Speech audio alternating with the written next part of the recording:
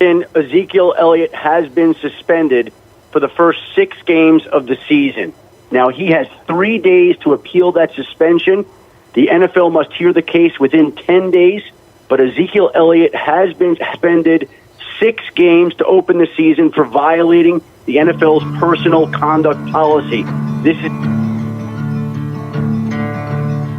There ain't no grave can hold my body down. There ain't no grave can hold my body down.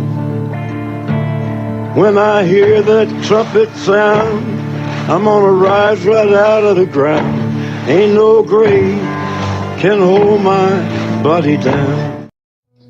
And just like that, we got a grave we got to dig ourselves out of, Cowboy Nation.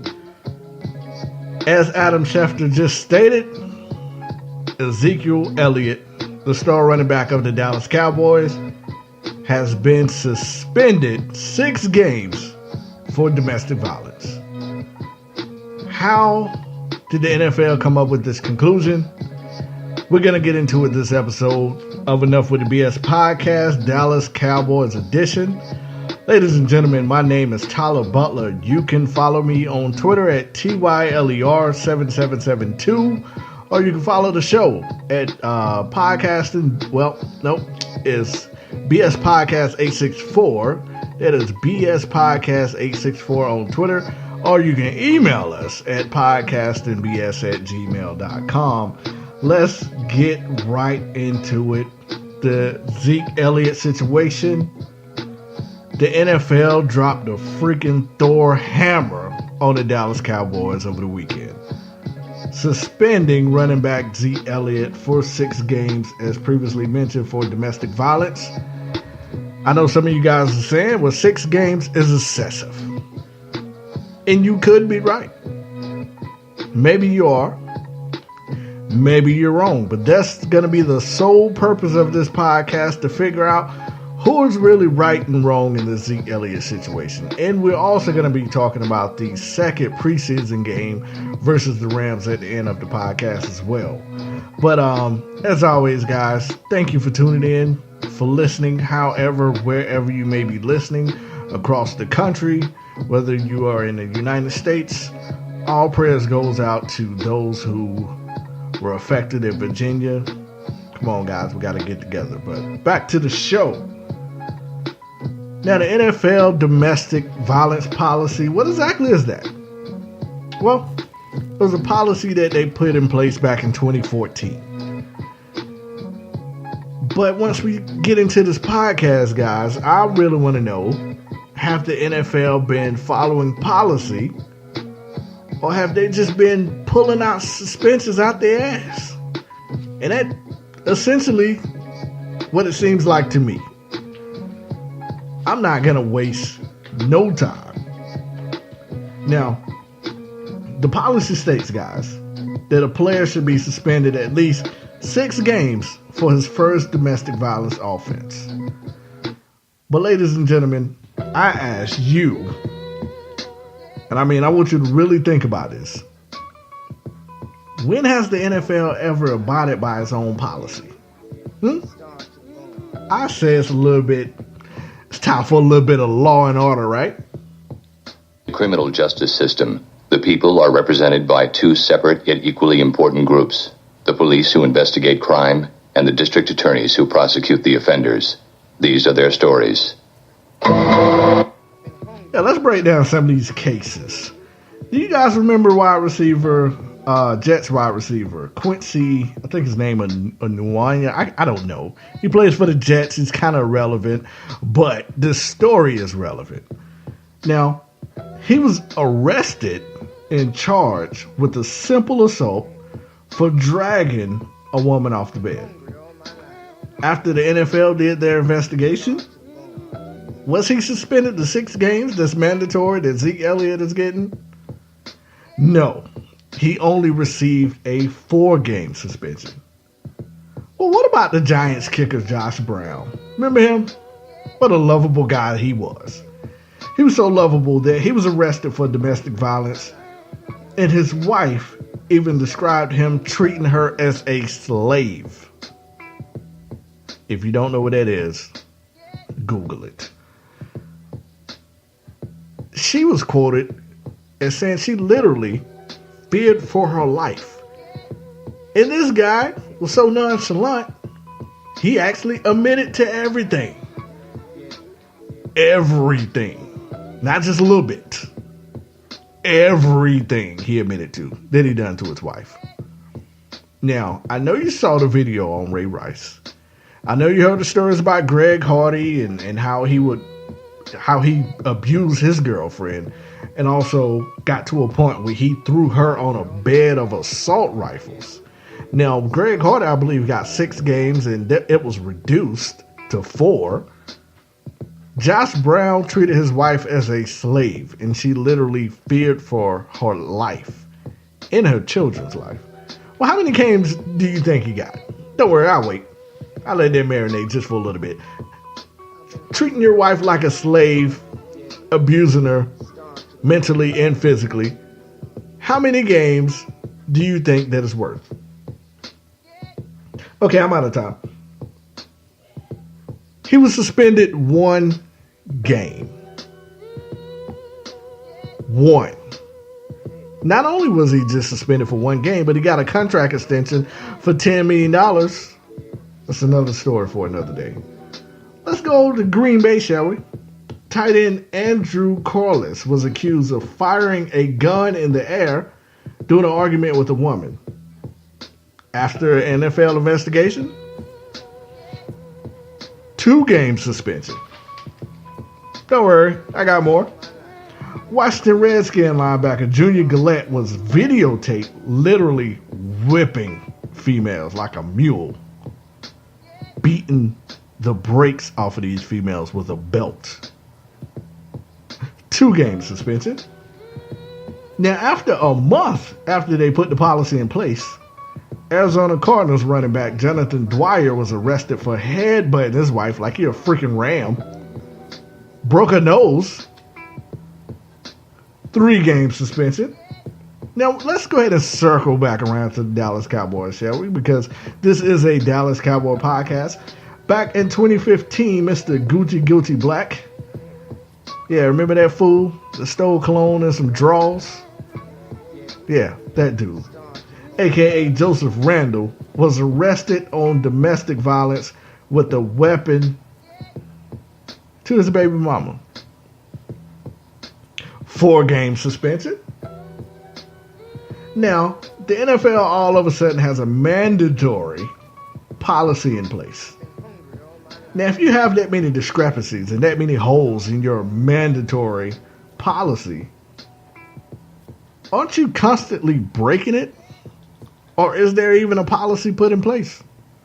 Because if there's a policy put in place, ladies and gentlemen, why does the NFL not go by it? Excuse me. I just don't get it. That's how many situations that we just ran through. Numerous ones, right? None of them was a 6 game suspension. But Zeke Elliott, star running back of the Dallas Cowboys, was never arrested. Only accused. Totally different from the other stories that we just went over. All those guys were arrested and charged. Zeke was never charged, only accused. Mandatory 6 game suspension. I don't know how this holds up in the court of law. But how did the NFL even come to this conclusion? Well, they felt like it should be a mandatory 6 games, point blank, period.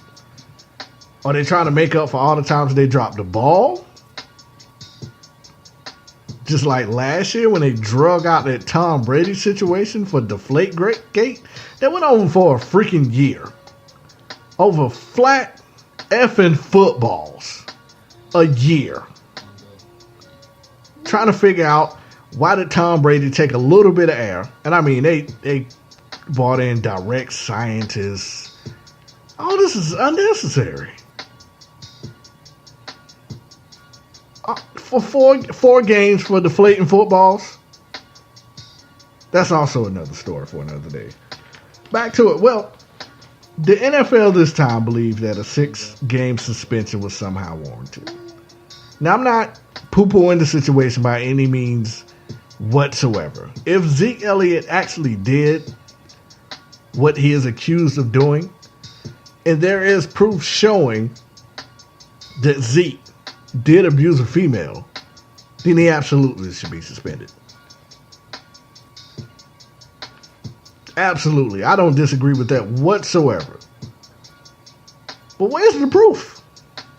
Well, in a letter sent to Zeke, advising him of the decision, Ty Jones, the NFL special counsel for conduct, said, quote unquote, the advisors of the view that is substantial and persuasive evidence supporting a finding that Elliott engaged in physical violence against Ms. Thompson on multiple occasions during the week of July 16th of 2016. Now, the NFL supposedly also consulted with medical experts and examined all available evidence, including photographic and digital evidence, plus thousands of text messages, as they say. That's what they said. But I will say, Zeke's lawyer, now I guess he's the defense attorney, and it is his job to come out and to defend his client. But what his lawyer is stating, to me, totally contradicts everything that the NFL is saying. And let me see if I can find that statement for you guys, because I want to read it verbatim, because I find it very, very interesting. All right, here we go. So this is verbatim a letter that Zeke Elliott's lawyer sent out the other day. And it reads, quote unquote, the NFL findings are replete with factual inaccuracies and erroneous conclusions. It cherry picks so-called evidence to support its conclusions while ignoring other critical evidence. For example, both the Columbus prosecutor's office as well as the NFL investigators expressly concluded and conveyed to our office and others that the accuser was lying about an alleged July 22nd, 2016 incident whereby she accused Mr. Elliott of pulling her out of her car and assaulting her, an allegation that was ultimately undermined by her own friend affidavit, which stated that no such assault occurred. The affidavit also outlined the accuser's plan to orchestrate a story to police to order to corroborate her false allegations of assault. In addition, the NFL's own medical experts concluded that many of her injuries predated the week in question and likely occurred during a period of the time where Mr. Elliott was not in contact with the accuser. During the upcoming weeks and through the appeal of a slew of additional credible and controverting evidence will come to light. So his lawyer seems pretty confident that once this evidence come out in court, it's going to prove the innocence of Zeke Elliott. So that's where we at on that, guys. We just have to sit back and wait till the truth comes out on the Zeke Elliott situation. Right now, he is suspended 6 games. Word is that Jerry Jones is pissed. I don't know if you want that man pissed. I've never seen Jerry pissed, as a matter of fact. That's news to me. But he is pissed. And as you guys know, Jerry Jones for the longest has been coming out defending Zeke, saying very confidently that he doesn't expect any type of suspension coming his way. Then all of a sudden, poof, 6-game suspension. Zeke is set out. I personally find it hard to believe in a court of law that if the NFL does not have the evidence that it says that it does, which clearly they say they do, off of these photographs or video evidence, surveillance maybe, But just reading everything that I read, it just seems like the NFL